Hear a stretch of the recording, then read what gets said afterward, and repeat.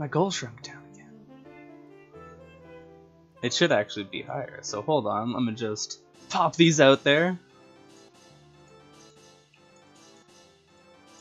Because we got some follows while we were offline.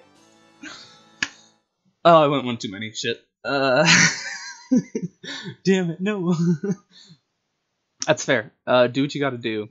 I'm gonna reset my my jazzy elevator music. I was like, I need royalty-free music. Let's find something. But now I need to fix this follower goal. Oh, it's rude. I think the only way to fix it is to end it and then redo it.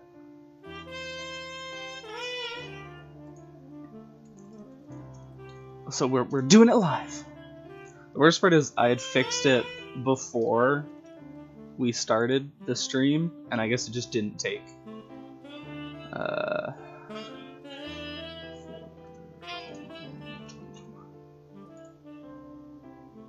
That's better.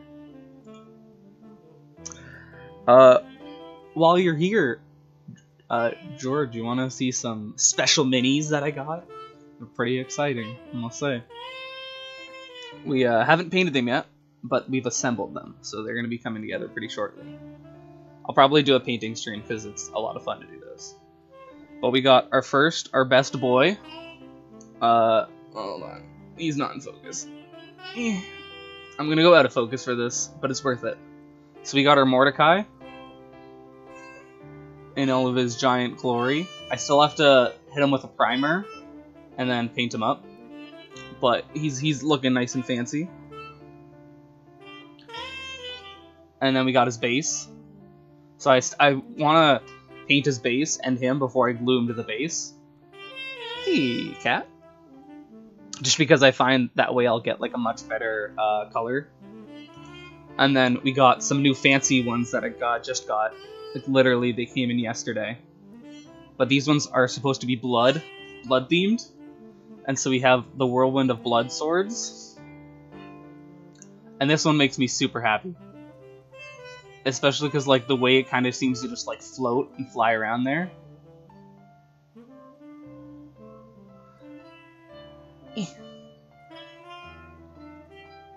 And then we have our bloody heart gauntlet. Once again, none of these are painted yet, but... And then we have the piece de resistance. We have our blood viper. And so it is huge. And as you can see, it's made out of a drippy liquid. And it is going to be painted red and nice crimson-y because it's literally made out of blood. But it makes me happy. Exactly. No, I was actually thinking for Veneer if we ever fight him, so he can be like, oh, well, here we go. And I need to adjust focus again. Yeah, that looks pretty good. What are you pleasing for? Also, the only issue is this royalty-free site that I found doesn't repeat songs. So I gotta hit play every time it ends. But no, I figure for Veneer, you know, all bloody and stuff, then we can have some cool minis for him. And they're huge. So, actually, you can see how big the snake was when I was holding it. Oh, shoot. I'll just do a call with you. I missed that one message. I'll start a call, and then we can just really go whenever.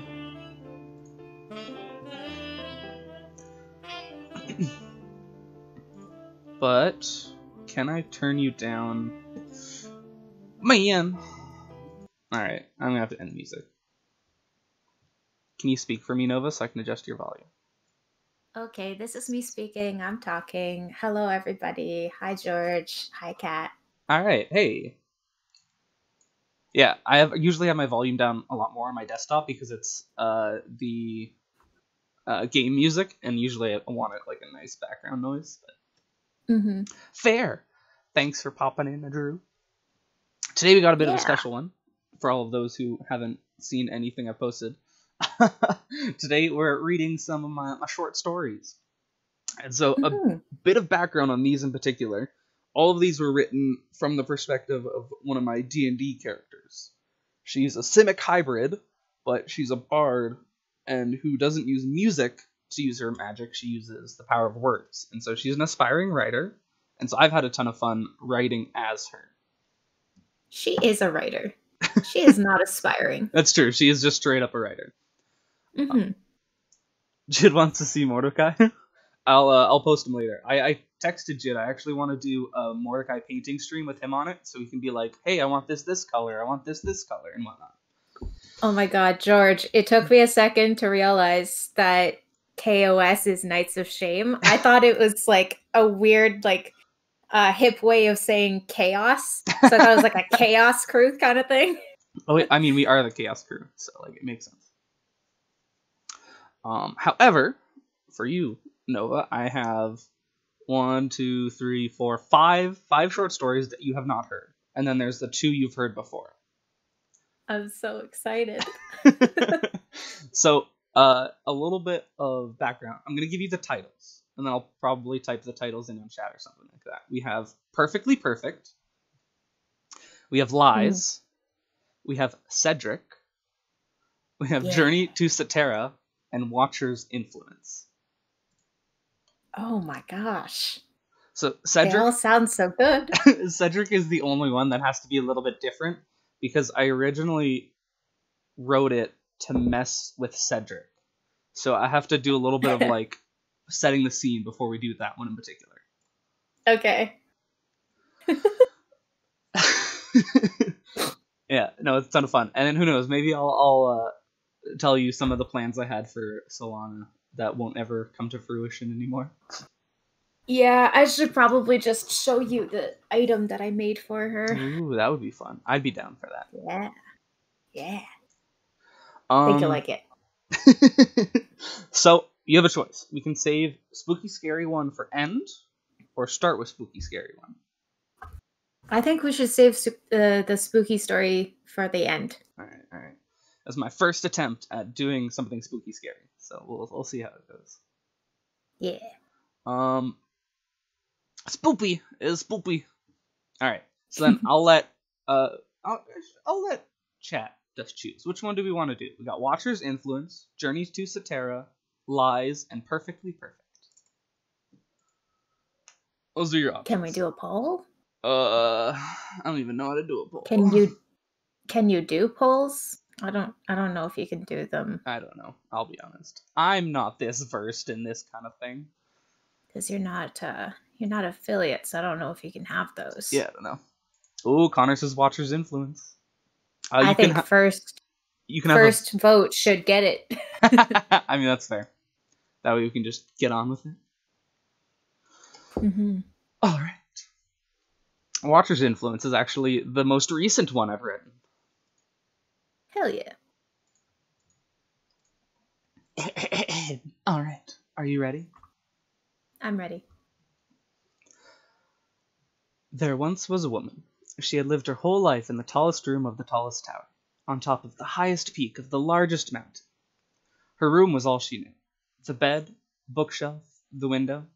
She had memorized every aspect of her room. To pass her days, she watched the world outside from high up in the mountains. Far below the lands of men stretched out in the valley. Across the land she could see men building farms, kingdoms, palaces that glittered in the morning sun, and all manners of civilization. But all this life and beauty did not satisfy the denizens down below. For the kingdoms of men would burn down their hard work in the fires of war, all to satisfy a small few. One kingdom burned crops for fear of their enemies' advancements. They, in turn, were felled by the farmers, who rose up and wreaked justice upon the arsonists. The farmers then fell to the Fellowship of Iron, a brutish bunch, whose goal was to use the fields as fuel for their machinations. Many bands of merry men, kingdoms of yore, zealots of varying religions, all built up, and all crumbled to dust. And all this time, the woman sat into her window, and watched the cycles of life and death revolve endlessly in the valley below.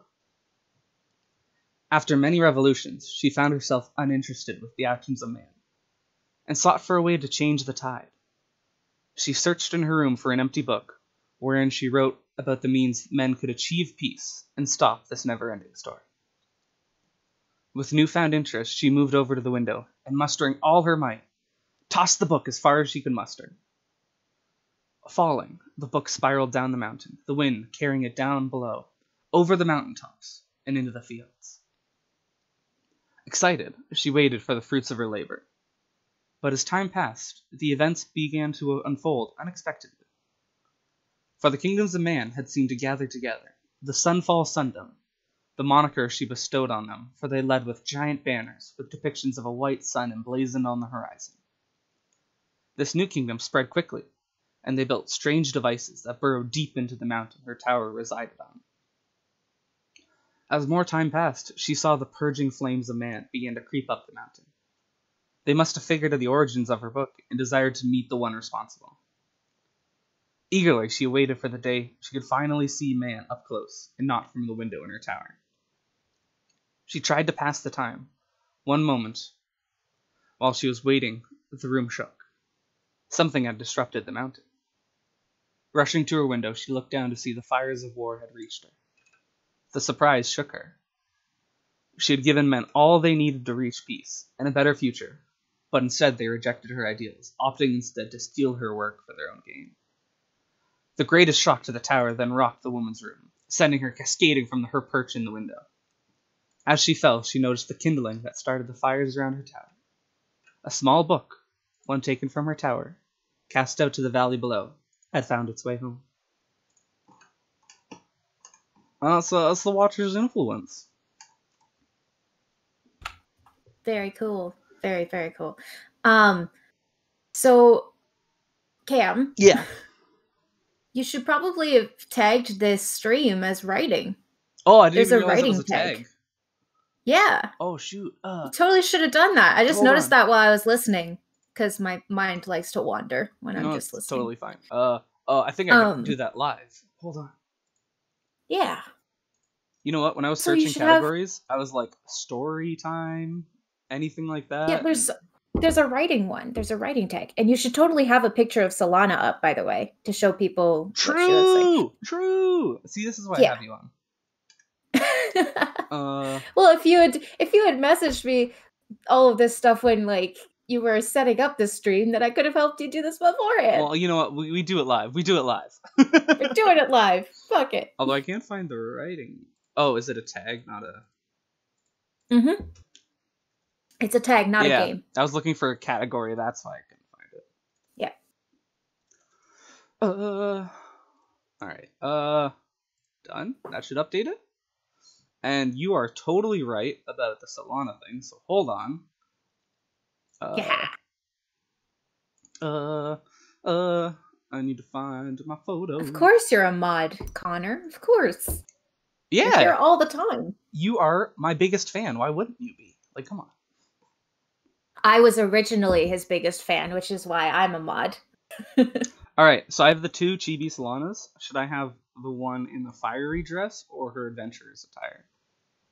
Oh, that's a tough one. I would say the adventuring one. Okay. Save image. Save. And then we need to add a new thing. Oh, this is so much stuff. Add a new source instead. Image Solana. I'm gonna get to read stuff out, right? Yeah. Am I gonna? Okay. All right, hold on. Let's have her. Well, she can sit over Terriermon for now. It's a right. And then I gotta pull her. I'll probably put chat up a bit. She's so cute. That's my little Solana. All right. So that was our story number 1. Mm-hmm.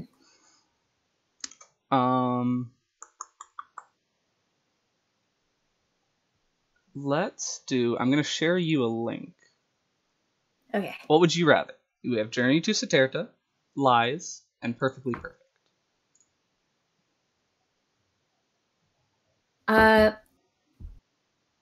Which one is one of the ones that I haven't heard? All three of those. Oh. Mm-hmm. Unless you'd rather read one of the ones you have heard. The choice is yours. No. I want to read something I haven't read before. Yeah. It's a bigger challenge as an Fair. audiobook voice.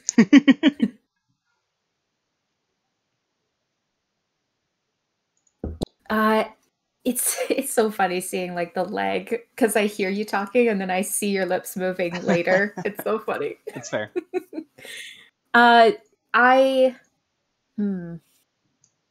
Any story really.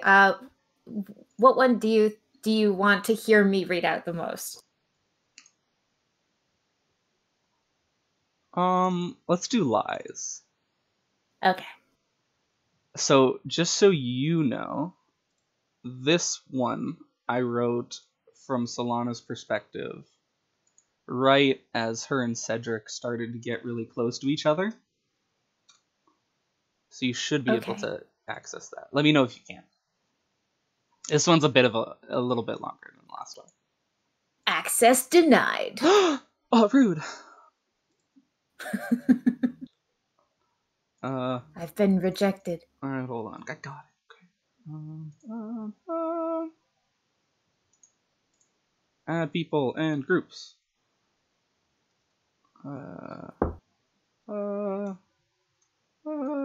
Drive safe, Drew. I should be able to just... there we go. I clicked the wrong button. That's fine. Now try this one. Okay. I didn't click the button to anyone with the link can view it. Ah, that would do it. Yeah, and yeah, true. Drive safe. Above all, be safe. Okay. All right.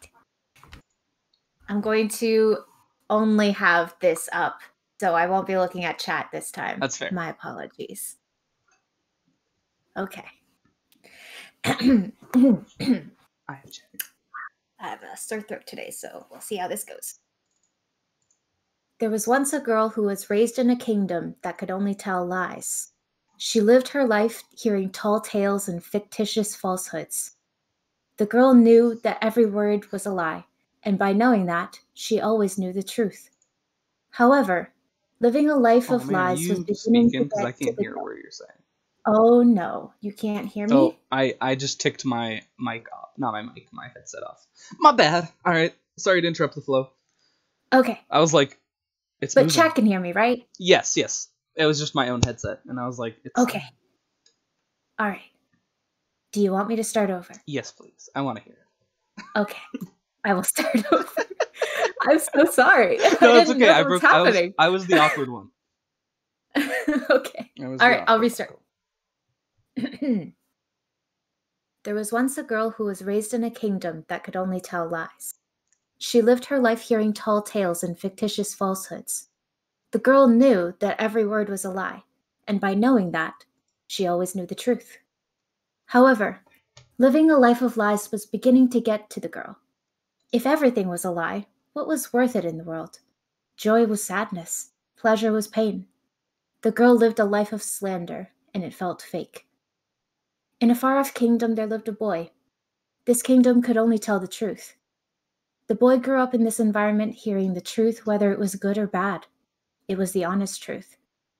People were hurt, but in their pain they grew and became better for it. They hurt, but through pain they learned about pleasure. The boy lived a fulfilled life. He was happy. Life was worth living, and that was the truth. One day the girl had reached the end of her rope. She was in despair. She decided it was time to leave her kingdom, to find something other than myth. She ventured into a nearby forest, expecting more disappointment, and she found it. The trees all seemed the same, and even following a path led her in circles. Even the world couldn't be honest with her. Conversely, the boy in his kingdom decided to venture out to bring his joy and truth to the world. He was hopeful. He ventured into the nearby forest, hoping for it to guide him on the proper path.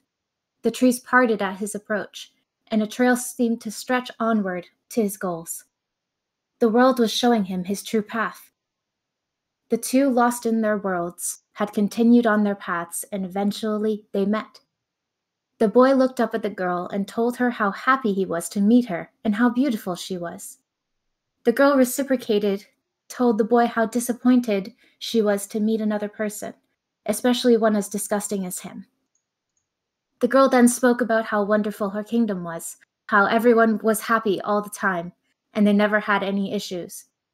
The boy talked about his, how it wasn't perfect, but living there was worth it and made him happy. This surprised the girl as she told him how perfection exists and how her kingdom has found it. The boy frowned at her and told her, "Miss, I do believe that you are not being honest with yourself. Your words say one thing and your eyes say another. You talk of a kingdom flourishing with light and joy, but you look like someone who has given up on feeling." This caught the girl by surprise. No one had ever said those things before. They had always said how she was a disgraceful, weak, and ugly girl. She decided to try something new and told the boy about what the others in her kingdom thought of her. He shook his head and told her about how she walks with the grace of an angel, the strength of a lion, and the beauty of a goddess. The girl decided to spend more time with the boy. For the first time, she felt like she could speak the truth.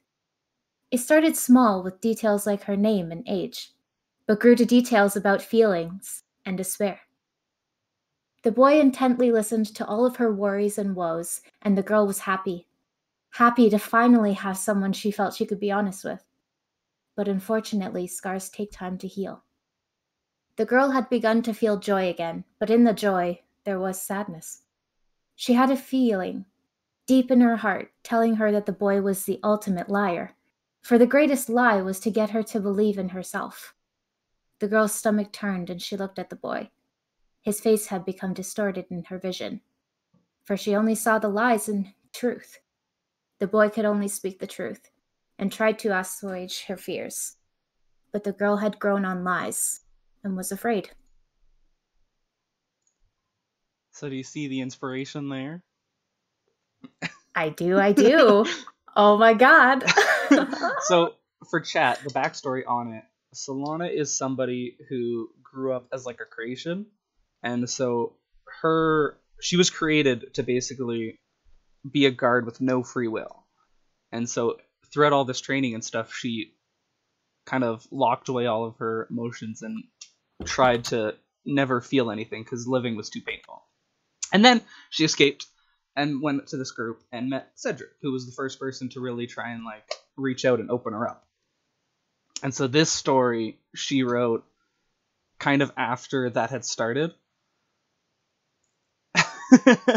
Yeah, that was lies. But that one started kind of like right after when he was really trying to get her to like open up and be more confident in herself. Mm-hmm. Yeah, I mean, Cedric is a curious person. He wants to know everyone's story. He loves stories, just like Solana. Everything that he is like steeped in storytelling and legends. So he's got an interesting backstory that I'm wondering if maybe I should just like totally like hash it out here. Hey, you can if you want. I mean, I guess I could. So the thing about Cedric is he's not entirely normal either. He was a constellation.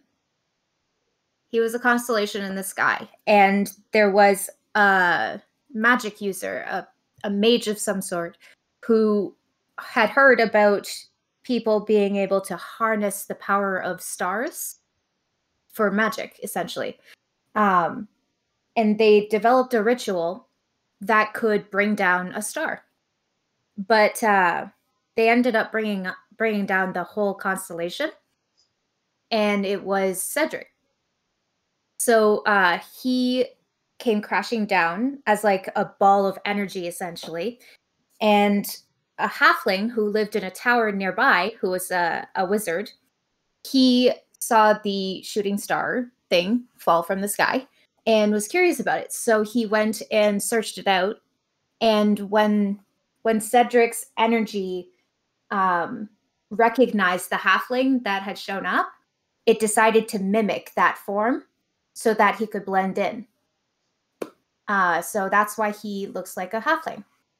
And he is essentially a constellation just made into physical form. Fair. Yeah. So he's a bit of a weirdo, and like he can kind of hear the other constellations trying to like call him home. He doesn't belong in this world. So he's never really felt truly connected to anybody until Solana, because she also has this kind of energy and aura that says, I don't feel like I belong. You know, like living on borrowed time, kind of. Yeah, when you find somebody you relate to, you generally feel a bit more attached. Mm-hmm. He's also just never seen anyone like her and is incredibly interested. It's fair. So Simic hybrids are a very odd and not very commonly used race.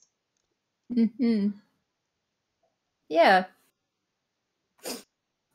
I actually wrote a story as Cedric, and Kim's heard it. But, yeah. But yeah. All right. I can totally see the inspiration in that story. It's great. Mm-hmm. I wanted to try and like capture her feeling in the moment. Mm-hmm. And like, what would she write about while she's feeling this? Was my goal. Yeah. All right. So what's next? There's Perfectly Perfect and Journey to Cetera. I will do one, and then you'll do the other, and then I'll do the last one. Okay. And then I'll tell you about what I had planned for Solana's future. That would have been super sad and heartbreaking. And I'll tell you what I had planned. So I'll do Journey to Cetera. This one was actually hinted at in RP.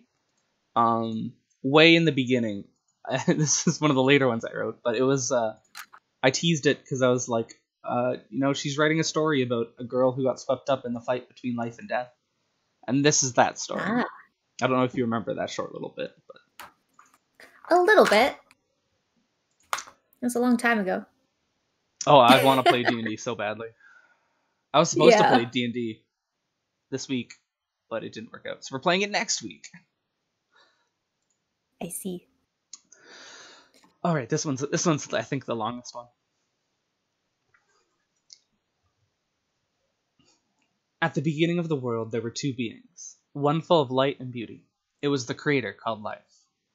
The other was Life's sibling called Death, full of shadow and decay. Life and Death were caught in an endless cycle. Life spent its days sculpting beautiful creations, each one different than the last. Each one Life poured its breath into, and it was able to move. For each of Life's creations were adored by it, and everyone was carefully crafted exactly as they should be. However, Life was not the only one who held admiration for its creation. Death held its siblings' work in a very high regard. Death wanted nothing more but to appreciate Life's work. The issue arose with the very nature of death. For every time it embraced its kin's work, the art would fade away to dust. One day, Life looked behind at all of its work, and instead of seeing the beauty of its creations, Life saw the path of destruction in its siblings' wake. Angry, Life confronted Death, and the two fought. Life constructed armies that raised banners to try and quell the desolation of Death. But where Life was enraged, Death was disheartened. All Death wanted was to love and appreciate the art of its kin, for it was not Death's fault that everything it touched crumbled to dust. In the middle of this war between Life and Death, one of Life's newest creations stopped before reaching Death. She was something Life called a human, and her name was Cetera. Cetera didn't see the point in rushing to her end at the hands of Death, and instead spoke to Life. Creator, why do you send us to fade away for an argument not our own? Life saw the determination in the human, and paused the assault on death. Child, I will give you one chance. If you can convince my sibling to leave my artistry alone, I would be satisfied and have no need to lash out in anger. Cetera nodded and journeyed out to speak to the sibling. After walking through the wasteland of ruin, Cetera found Death, crying behind a tower of man. She tentatively called out to the being. Your sibling Life sent me. I do not wish to fight you. She originally was terrified, and over the course of her walk thought of all the ways death would end her. But as she stood next to the aspect of the end, death itself, she felt nothing but pity. The most powerful being knelt on the ground, sobbing as bodies and creatures crumbled around it. Cetera looked at death with a compassion in her heart, and asked the aspect, what could cause the avatar of the end such pain? Death turned to the girl with tears in its eyes.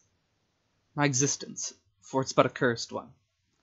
Life, my kin, creates these beautiful works of art that fill me with such joy, but whenever I try to play with them, they decay at the slightest touch. Cetera replied, what if you admired your sibling's art from a distance? That way you wouldn't accidentally ruin the creations Life spent so hard to create. Death, who had given up and resigned to despair, stood up and simply walked away. Cetera then returned to Life, who was brimming with excitement and working on new creations, sculpting mountains with winged beasts flying around, deep chasms underwater teeming with activity, and giant cities full of humanoids of all types. Life was satisfied again. However, with Life running rampant and unchecked, the world began to fill. The space on Life's canvas was running out. Life had never noticed before, but death was what kept its work from becoming cluttered. Beings never faded away, kingdoms grew and then eventually began fighting for what little space was left. The creations slaughtered each other, but without death they could not die.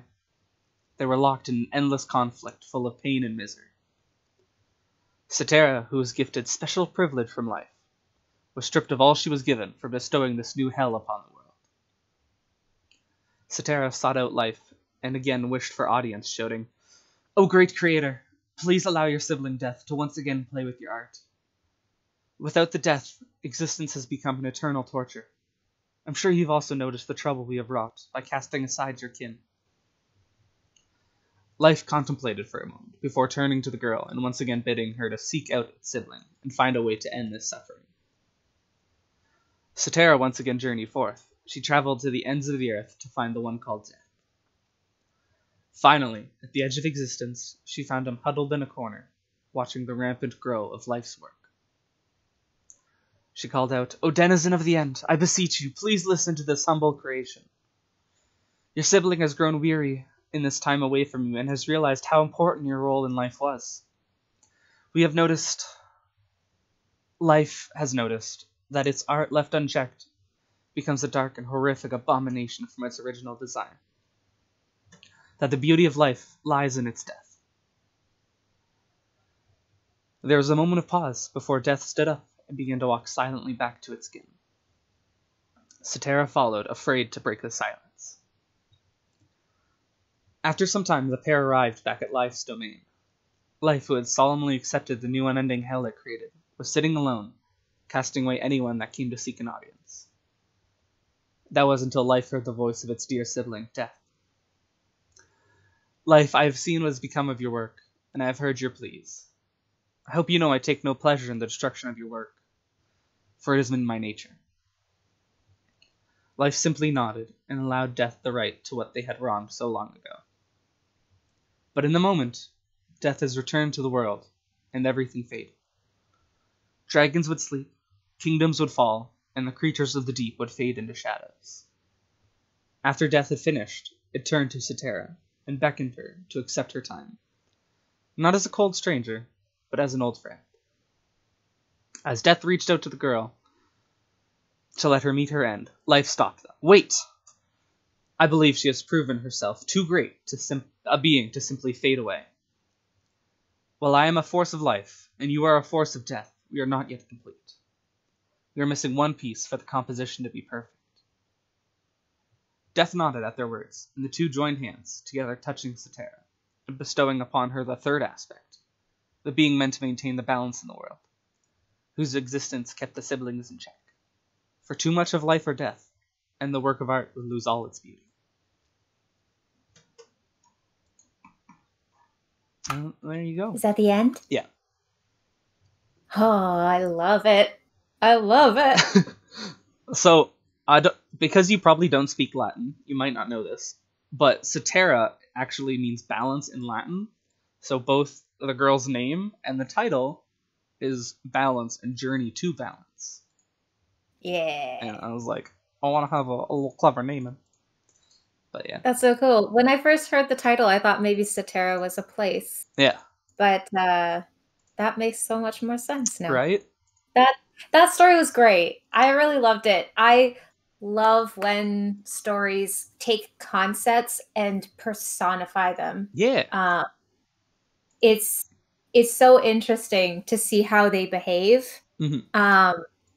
And the idea of balance and everything, of course, is incredibly important. Mm-hmm. Like, I know that we talk a lot about how we all want to be happy all the time. We all want to live forever, but like, do we actually? I don't think we do. Oh, I definitely don't. Just having that means that you don't feel it as strongly, you know? Like, you know that feeling that you get when you have a nice cold glass of water after a long, like, hot day? Mm-hmm. That's when you appreciate it more, and it feels heavenly. So it's the same way of thinking with happiness and sadness and like moods and great things that happen, bad times versus good times. Like, it all balances out. Mm-hmm. And it's all just a part of like life. It has to be that way, otherwise it's not really life. Yeah. And I love that story because it's just such a great story because it's got like a theme to it. Mm-hmm. And I really agree with the theme as well. Aww. So yeah, good job. Thank you. I also had a little something in there that I wanted to try and stick to, because I'd never liked the idea of like, here is God is man, and so I only used neutral pronouns for death and life because I figure they're aspects of like creation, so they shouldn't be like, oh, this one's a male and this one's a female. The only one who was special was Cetera, because she was literally a creation. Yep. But that was something that, like, from the beginning, I was like, I want to stick to this. Yeah, and that is an idea that I've kind of I've taken that approach with some of my pantheons for D&D homebrew. There's like a few categories of gods. There's the old gods that were there at creation, and then there's the gods that ascended from like mortality to godhood. And the ones that ascended have specific genders because they originally were. Yeah. Whereas the original gods, the ones that were there before creation or at creation, nobody truly knows. They are genderless. Yeah. They can shift from one to the other. They're technically both, technically neither. And I kind of like to play around with that a little bit. So yeah, no, that's totally fair. Yeah. I just find it helps me kind of make sense of it more. Because I've always found it odd how in most cultures they're like, God is a male or God is a female. Yeah, and that's totally a culture thing, right? Like if you have a culture that is patriarchal, then it'll usually have a male designation to it to reflect that authority. Yeah. Likewise for matriarchs, but yeah, it just makes more sense to do that, and it helps you to put yourself in the mindset of something that is otherworldly and is beyond the definitions and the conventions that we have as society. Yeah. Yeah. All right. I'm gonna send you perfectly perfect. Ooh. Okie doke. This is one, just so you know, that was also written around the same time that Lies was. At least in terms of like Solana's story. Okay. So that's kind of like the time that she would have written it. All right. But like the time that you, Cam, wrote this is different, right? Yes, correct. Yeah. This one Okay. is one of the first one I wrote after the other ones that I read to you. Okay. 1 second, I gotta chug some tea. Hey, do what you gotta do. I'm also gonna drink some water. Oh man, I'm definitely gonna need the bathroom after this. It's fair. Okay. All right. Perfectly perfect. May was a woman who only wanted the best. She worked tirelessly to ensure the best results, the best outcome for her life. She lived like this for many years, and May became a renowned lord with a full house and lots of servants. It was shortly after this that she encountered Quinn, a lord with whom she was smitten. Just like everything in her life, their courtship had to be perfect. May took Quinn to a lake for dinner, when she had wild animals trained by a druid to wander through and give them something to watch, a wizard who kept the weather perfect, a bard to keep a romantic song playing, and a cook to make the meal to perfection. This was to be the perfect date. When they arrived at the lake, the couple talked to the druid, and May demanded to know if everything was going to plan. If the ducks were swimming in the pond, the deer grazing in the clearing, and the birds singing in the trees. The druid spoke about the adorable family of ducks calmly swimming through the pond, the mother duck keeping her ducklings together and nursing them lovingly, the doe who was set to give birth in the next couple of months, and how she was basking in the sun's rays to warm the young growing inside her. And finally, the pair of nightingale, who were singing to each other, performing their song of courtship. Quinn's eyes grew as she listened to the druid, but May, after hearing about the details, was content and took Quinn to the wizard to speak with him. May asked the wizard if the weather would be perfect on this day. The wizard then took out his spellbook and showed an intricate arcane pattern that he had spent months working on. How each rune draws on a new meaning and power, each one working in tandem with the other.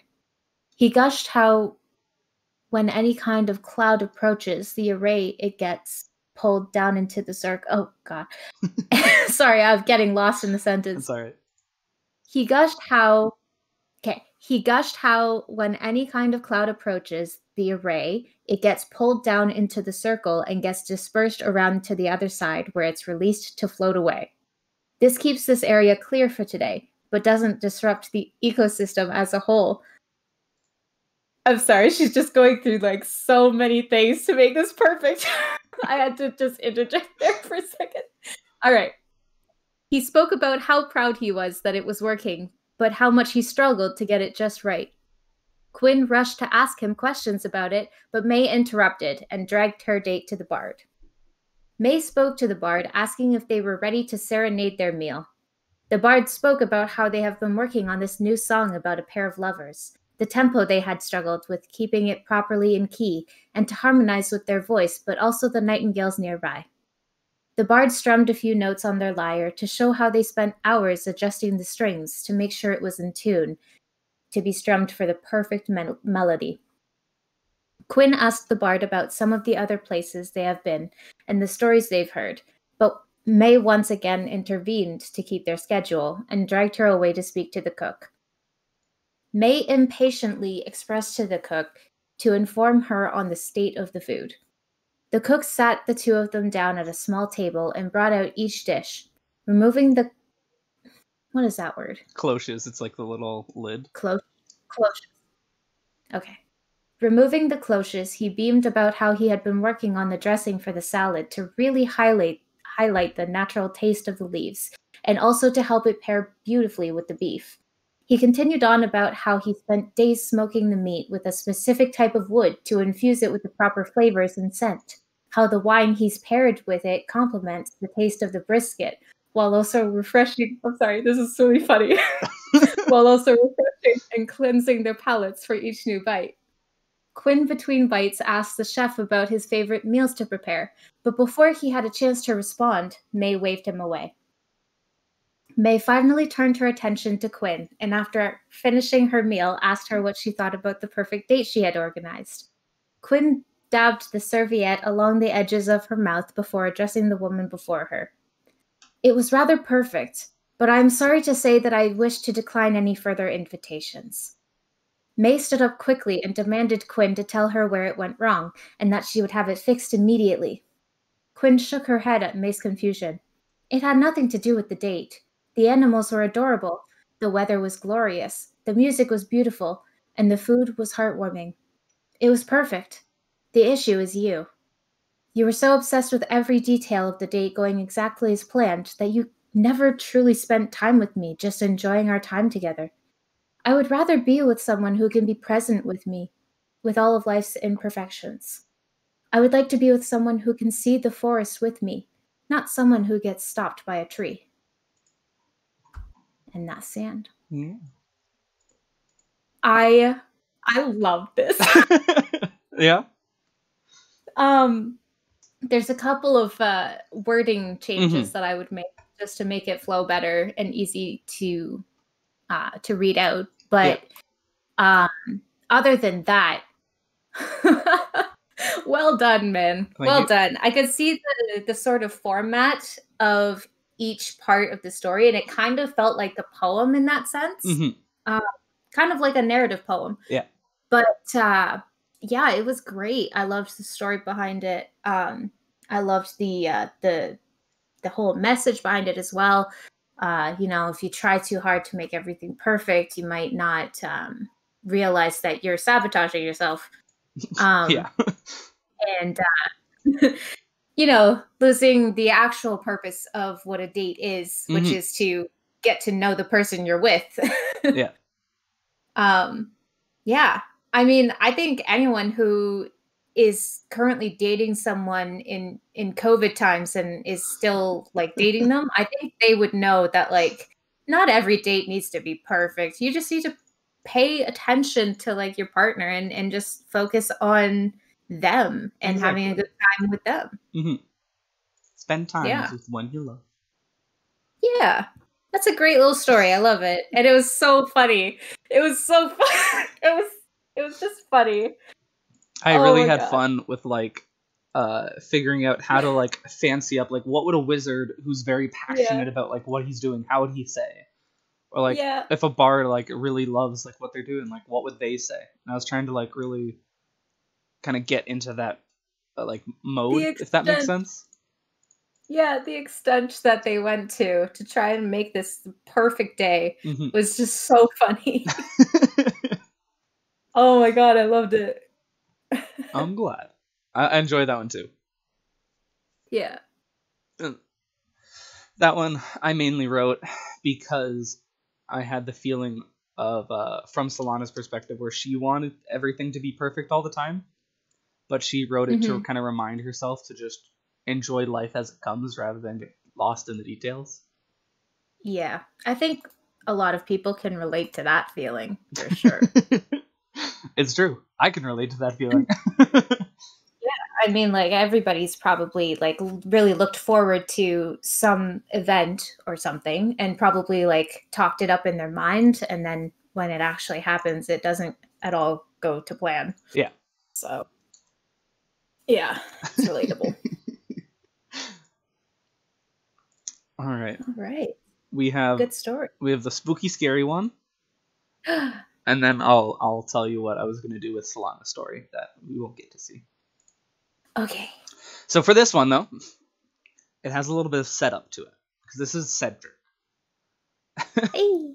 And so, I'm just gonna set the mood. So Solana would come to Cedric's room, knock on his door, and tell him a book appeared on her shelf the other day, and she was confused by it because it has Cedric's name on it, and she doesn't know where it came from or what it's doing there, and she wanted to know if it was his, and he just left it for her to read or anything like that, which obviously he didn't. So she would ask him if he wanted to come in and take a look at it just to see if he recognizes it or anything, or if it makes sense to him. And so she would invite him in, have him Okay. sit down at her desk, and the book would just be lying closed on the desk in front of him. And so I'm actually... yeah, okay. I'm going to read this one, but there's a point where I'm going to have to do something. So Cedric sits down, he opens up the book, and then he reads. There was a small halfling who loved the stars in the sky. He would spend his nights watching the stars and his days reading and learning more about them. The boy had appeared one day to a man who would take him under his wing. He believed the boy was different, that he had come from the stars. He looked after the boy, raised him as his own, and had high expectations for him. The boy wanted to live up to everything, repay the man for his kindness, for everything he ever did for him. But unfortunately, there was something following the boy. It stayed in his shadow, and this creature, unbeknownst to the boy, stayed hidden and watched. This horrifying, shadowy, viscous abomination always lurked just outside the boy's vision. It was the reason others treated him differently, the reason he felt different. For even the stars in the sky have the abyss lurking behind them. The boy felt like he had to leave his caretaker, that it was what was needed to be done. And as the boy wandered, strangers seemed put off by him. He would joyfully interact with them, but then they were always quick to leave. It wasn't until he found a certain group that he encountered more people who didn't shun him for being different. What he didn't realize is that the creature was biding its time. It was waiting for its feast to be ready, and for that the boy needed to find someone. For the sweetest dish is one from the heart, and tearing away at the boy's heart was a delicacy the horror treasured. And waiting bore fruit, for the boy had met a girl. She seemed very odd and didn't understand people, but really cared for them and wished the best for everybody there, including him. This beautiful maiden shined much brighter than she knew, and more than the boy expected. What started out as a simple friendship turned into something more. The boy began to feel something special for the girl, for she was a writer, and he wanted to do something special for her, a gift that perfectly described how he felt about her. The boy slaved over what could convey this feeling, and eventually he settled on one. He spoke to his paramour, and she accepted the token of his feelings. She appreciated and enjoyed it. The boy was elated, and in the coming days he spent time with her, talking and reading her work. But one day she came to him. She told him about a book that she had found on her shelves, that she hadn't put there. She asked if he was the proper owner of the tome. At this point, I would ask you what Cedric's passive perception is. 1 second. I'll check. That's okay. I'll check right now. I need to know. I feel like it's good because he's a druid, so he has a high wisdom, right? That's fair. Does he have a high wisdom? I don't actually know. Hold on. I've got his character sheet right here. Okay, his passive perception. It's only 13. Right, it's not the best, but it's not terrible. All right. Then I will continue on with the story. Okay. Confused, the boy sat down at the desk and gave the book a look over. It was already open to the first page, and he began to read. While the boy was distracted, his shadow seized the moment. Its feast had been set. It slithered from his shadow and silently made its way up to the boy's flame. In a moment it coated her, snuffing out her light, all while the boy read. The girl tried to call for help, to scream, but nothing could escape the thick tendrils the abomination had coiled around her. The horror slowly savored its meal, while the boy read, knowing he wouldn't offend his spark and would continue his reading until the end. The horror was satiated as it gnawed on the broken form of the girl, and it crawled its way back into the shadow of the boy.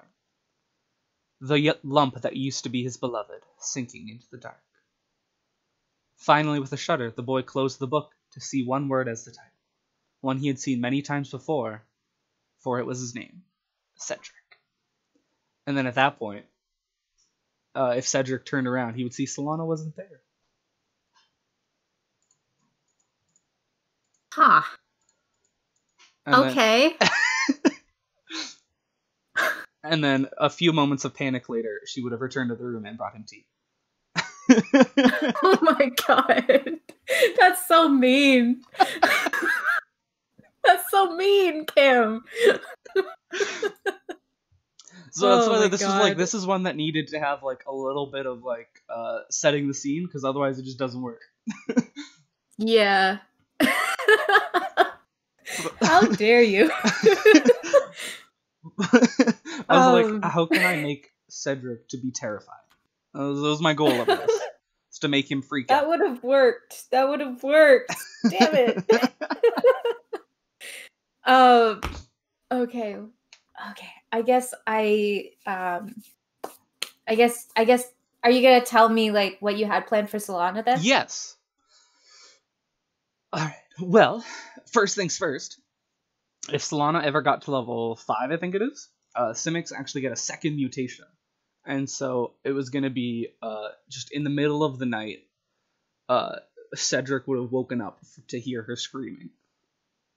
And it just would have been like, he would have opened up her door, rushed in, be like, oh my god, what's wrong? Are you okay? Kind of thing.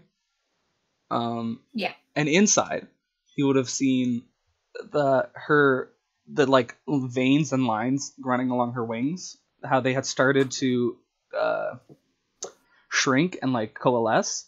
It would have eventually, once she reached that level, turned into 2 thin lines that would have then like pulled themselves out of the back of her wings in a very viscous and bloody and painful way. And it would have spawned her second mutation. But it just would have been terrifying for Cedric to, hear her screaming and then come and see this bloody mess as she's writhing in pain. Yeah. But then after that, on like day 49, I wrote it out specifically. She would have written a specific story. And then day 50, specific people would have, the Simic Combine would have shown up at the guild hall asking for her. And so basically they would have come into the hall and been like, throwing that energy around of like, you can't touch us, so we're here to claim our trash.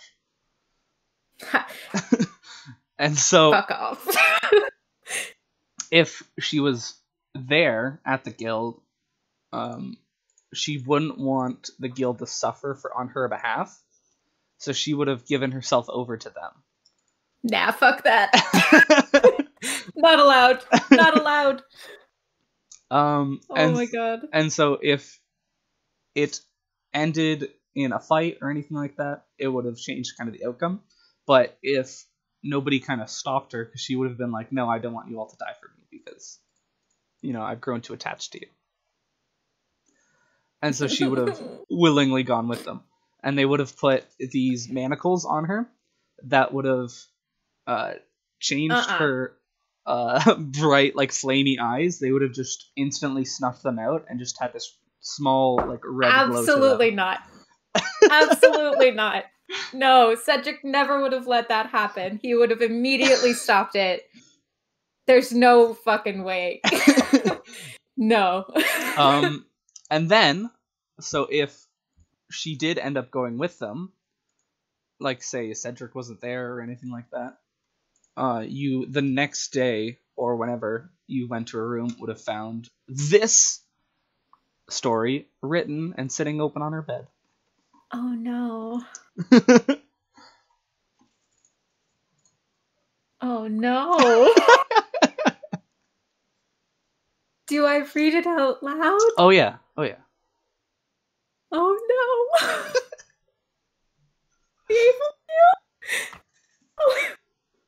Okay. All right. It's fine. Everything's fine. All right. I'm gonna read this out loud. All right. Yeah. My whole life I believed I was not worthy, that I was less than everyone else. I had been put down and degraded for so long, the insults became a part of me. But the worst part wasn't the pain I felt from the words or the hate. It's that it came from a place I called home. I believe home referred to where you lived. The place you ate your meals, kept your clothes, and laid your head. This made the pain worse, for home is supposed to be a place where you feel safe and supported and loved. I always considered myself born under unlucky stars. I was fated for misery. I had accepted what I believed to be facts about how I was a failure and didn't deserve to even be alive. I had closed myself off from the world. I hid deep beneath the waves of my consciousness, the emotions of life. This helped me survive, but I never truly lived. However, that is not where my story ends. In fact, it is just the beginning. You see, just as I had been living a hollow shell of a being, I met some amazing people. They passed through my city and pulled me from the muck and the mire. They told me for the first time in my life that I was beautiful, that I was worth the effort, that I deserved to live. For a while, I had believed they were saying these kind words to be polite. I've seen acts of kindness to strangers all the time. It wasn't until I met a strange boy that my opinion started to change. I had been living my life at this new place, immersing myself in my work, and this boy was relentless in his pursuit. I originally chalked it up to his intrigue in never seeing a creature such as I. But as we continued to spend time together, his demeanor seemed more genuine, and it felt like he truly appreciated me. This feeling of being wanted for who I was felt so alien, I almost began to distance myself from him out of fear that it was all a lie. This small boy came into my life and started to bring color back into the world. I began to see the beauty that I had been missing out on my whole life. And it didn't stop there. I, for the first time in 100 years, felt hopeful for the future. I am actually feeling excited for what is to come. And that right there speaks volumes. I feel excited. I never thought I would honestly say those words again.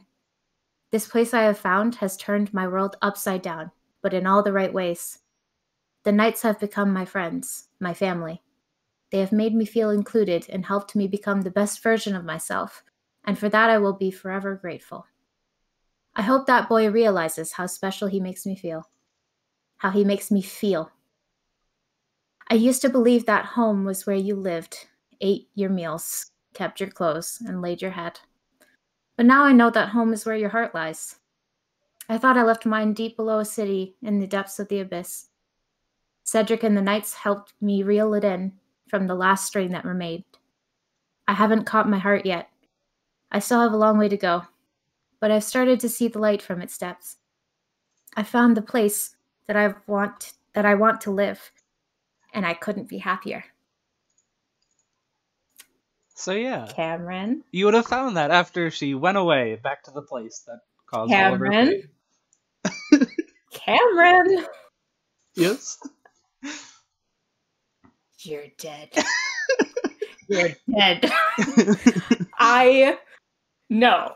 I refuse. I refuse. Oh my god. Okay. All right. So I want to read something out. Yeah, go ahead. It's the story that was that Felicia that I saw? Yeah. Terriermon? she was fixing the Terriermon. That's hilarious. Hi Felicia.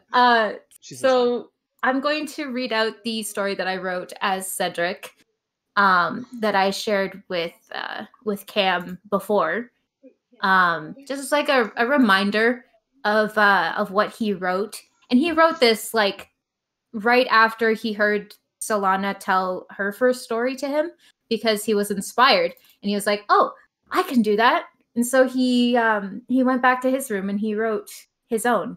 And I'm going to read it out. I believe it is a poem. Is it a poem? I'll be honest, I don't fully remember. Yes, it is a poem. I wrote a poem. Okay. All right. So prepare yourselves for Cedric's poem. Okay. The poem is called The Everlight. They say stars are memory, a lingering source of light that stands stark against the dark, as a memento mori, an explosion that refuses to die out. They say that the Everlight was created by a child, left abandoned by his abusers, with bruises and cuts across his small body. He wandered the woods in the dead of night, and wished for a light that would steer him right. They say he heard the sounds of children, crying out for help in the grass. They longed to pass, but were blocked. Their spirits swirled around him, but he could not see them. They say the little boy began to sing. He sang of memory and light. And as his voice filled the night, the spirits of the children joined in harmony. He took their hands and wished with all his might. They say the spirits began to glow so bright. Their song lifted them up high. They found their place in the night sky and illuminated the way. As a constellation, they would stay. They say he followed that starlight till the night was through. The sky changed to a pink and orange hue, and never again did the boy lose sight of his path when traveling in dying light, for he was always guided by the Everlight. So that's a short poem, but it tells the story of a boy a long, long time ago who was abandoned by his guardian, who was his abuser. And after he was abandoned, he was trying to make his way to a settlement so that he could find somewhere to take shelter. And he was lost in the woods, and he prayed for some sort of light to help guide him through. And the idea behind it is that there were many children who died in that forest, and they couldn't pass on because they couldn't acknowledge the fact that they had died, and a lot of them were murdered. So some of them didn't even know for sure that they were dead. So they were having a hard time passing on from their weird state of being to the afterlife. And they heard this child singing.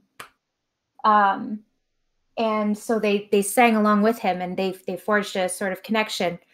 And together they all wanted to help this child that reminded them of themselves.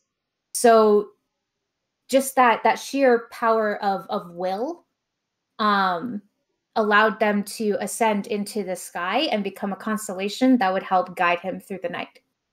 And so that constellation of children, of abused orphans, of lost souls that couldn't move on, those stars created the constellation that Cedric became.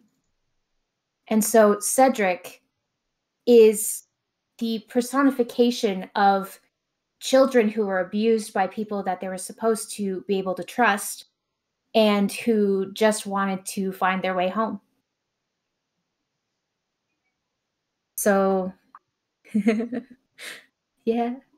No, that's fair. It is a nice. I was gonna say it's a nice one. Yay. So yeah, I'll tell you about the plans I had for Cedric then. Ooh, let's do it. Okay, so I had this plan that the mage that initially pulled Cedric down,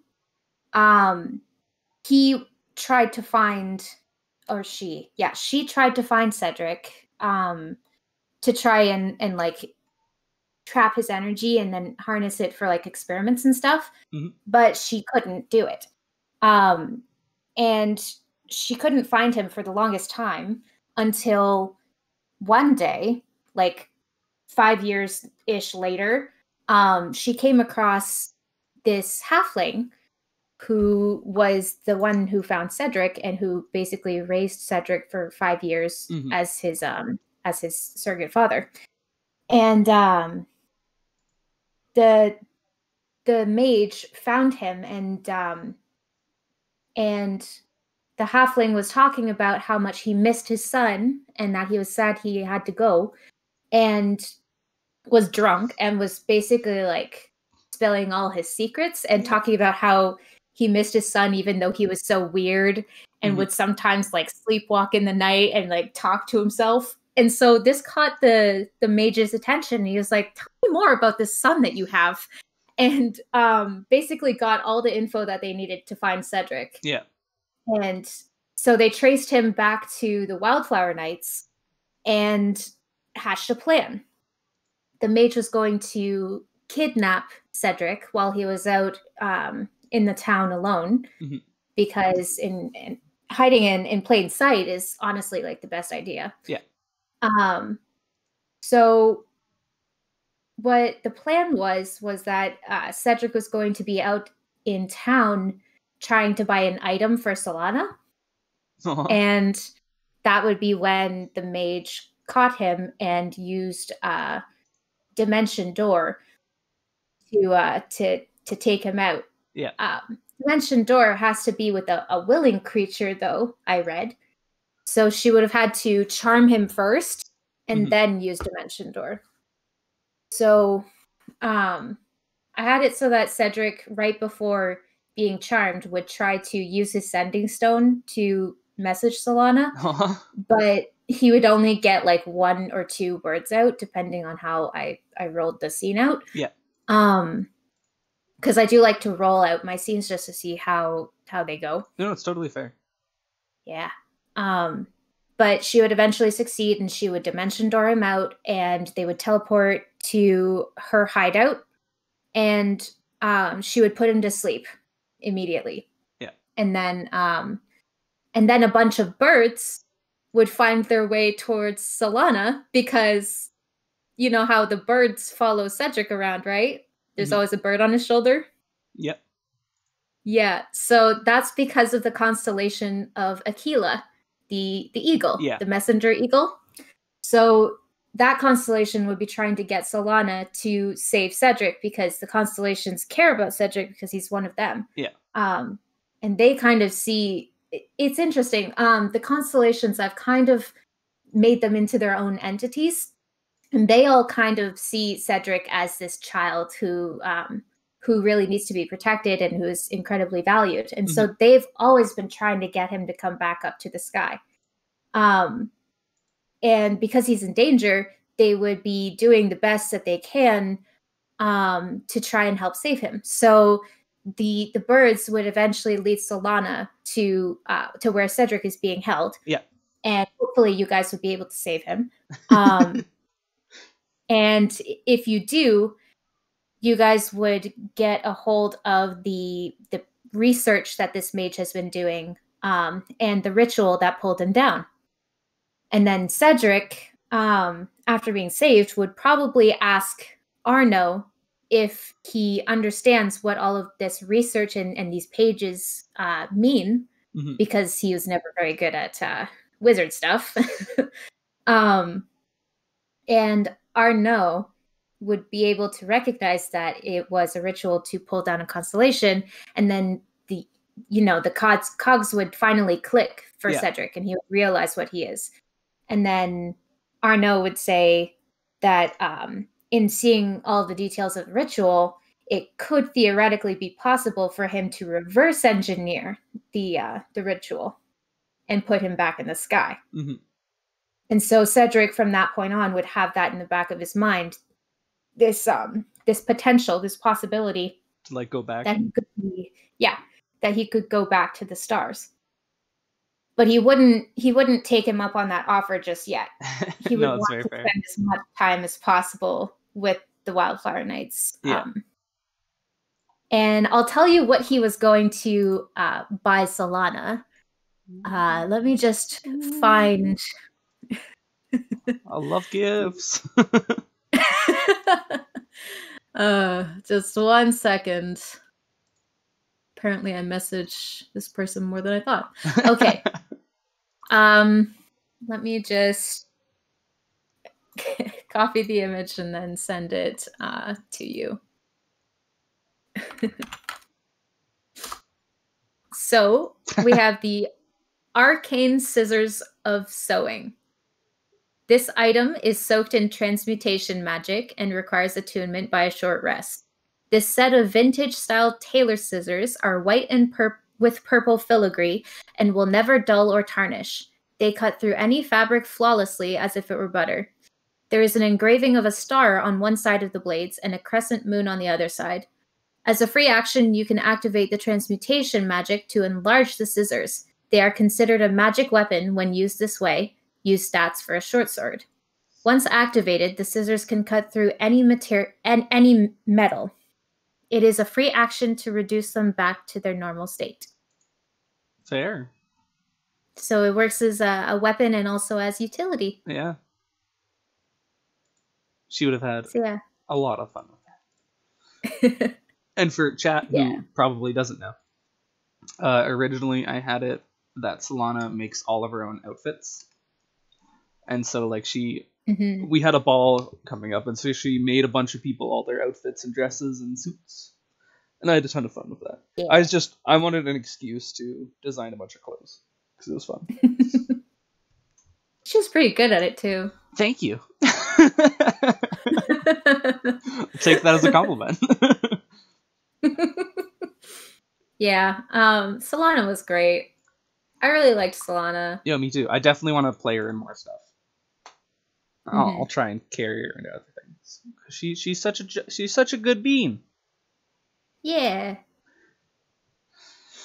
All right, that is Cedric. Oh wait, I forgot about one last thing.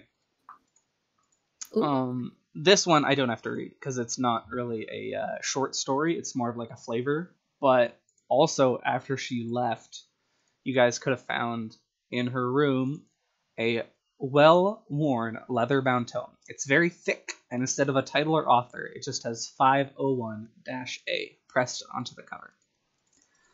And so this would have been the scientist's journal while they were going through the process of creating and I don't want to say raising, but like there's a word that I'm looking for that I can't remember. But the point is, like, it would have been like the scientist, like, subject group 501A was, birthed from the pods and whatnot. And it's just all this like scientific jargon, and it just goes through Solana's whole existence up until now. And there are times where it's like it would have switched hands, so you would see like the penmanship would have switched, and then at, like, closer to the end of the book, you see that the handwriting shifts, and you can see it shifts to Solana's handwriting. And so she kind of took it up and started taking her own journals about stuff like that. And it'd be things like day 36,837. Today we are informed of the upcoming celebration. For my previous research, these events always precede terrible events. I've asked the halfling to assist me in preventing disaster. He has already proven useful. I thought I was going to have to tend the ball alone and break customs, but he said he would be, quote-unquote, happy to go with me. My thoughts are that this is his attempt at flattery. And so it's just like a bunch of stuff of like, Solana. This is just like unfiltered, just like her actual thoughts. And so it's God. There's some fun ones. That's so sweet. Day 36,799. The one known as Hagen scolded me last night. I was up very late reading, and it was very hot, so I was not wearing any clothing. My wings act as a good insulator. However, I realized I hadn't eaten yet. I quickly walked to the kitchen to get something to fill my stomach, and Hagen had come out when he'd heard me rustling around. Apparently, it is not ladylike to be walking around as I was. I have drawn up plans for a night outfit, so Hagen does not need to be embarrassed seeing me naked again. Oh my god!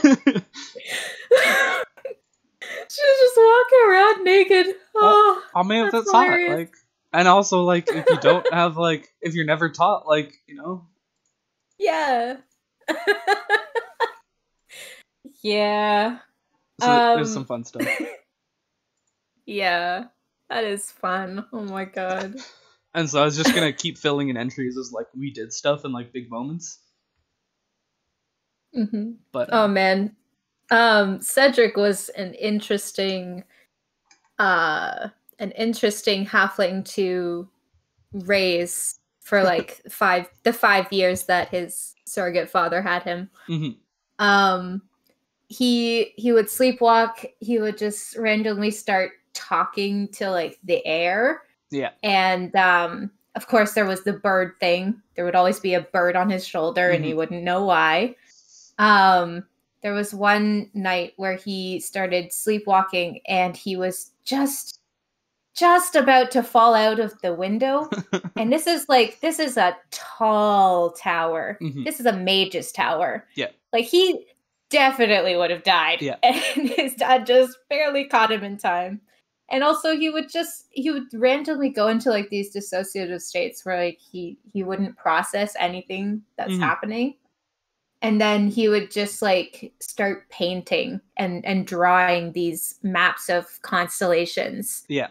And like imagine like you had a kid like that. Like that would be super weird. No, I actually totally get it, because Felicia Yeah. used to be a bad sleepwalker, and so she tells me stories all the time, where like there's one where she, I think, stood over her dad who was sleeping on a couch, and he just woke up and like was terrified.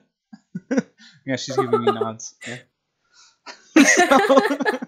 There was this one time I was sleepwalking down a hallway and I had my hand outstretched and my sister like caught me and she was like, "What are you doing?"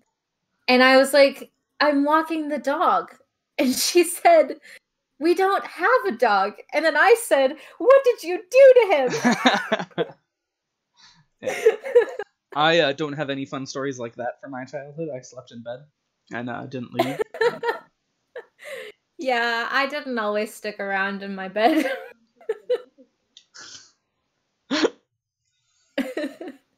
all right, that's it for my content for today, though. Oh wait, last thing. The reason why her name is Solana is because she was subject 501A, and so if you look at 501A and then add a not available, it kind of looks like Solana. And so it's the idea of like she didn't have a name, so she was like, I need a name. My name is technically 501A, but I'm not available to the Combine anymore. I am now NA. Very cool. I like it. I picked Cedric because I like the name Cedric.